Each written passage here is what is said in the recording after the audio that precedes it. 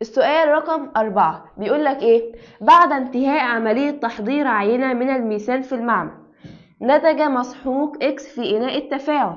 طب التجربة المعادلة احنا لسه مسحناهاش اهي. او احنا بعد ما حضرنا الميثان نتج مسحوق اكس فعلا اللي هو Na2CO3. اي مما يلي يعبر عن ذوبان المسحوق اكس؟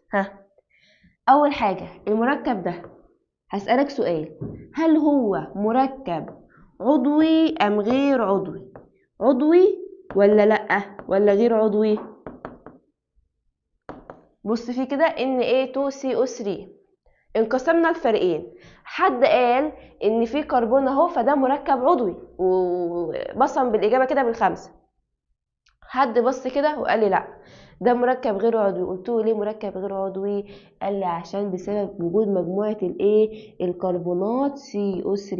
فطالما في كربونات يبقى هو مركب غير عضوي. هقول له كلام جميل. يبقى احنا كده توصلنا ان المسحوق اكس ده مركب غير عضوي.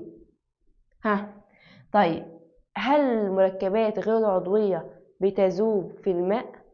كانت بتذوب في الماء عادي. هي المركبات العضوية هي اللي مكانتش بتذوب، وكنا بنقول تذوب في المذوبات العضوية زي البنزين والإيثر ورابع كلوريد الكربون.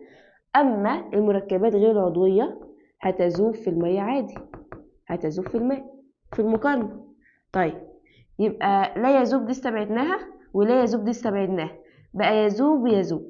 طب هل يذوب مكونا محلول قيمة pH له تساوي 7؟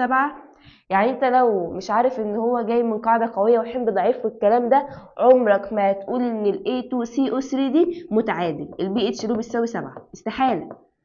فهو خلاص مش بتبقى عندك اساسا غير ان ال pH له اكبر من 7، وطبعا عشان هو جاي من حمض ضعيف وقاعدة قوية. طيب السؤال اللي بعد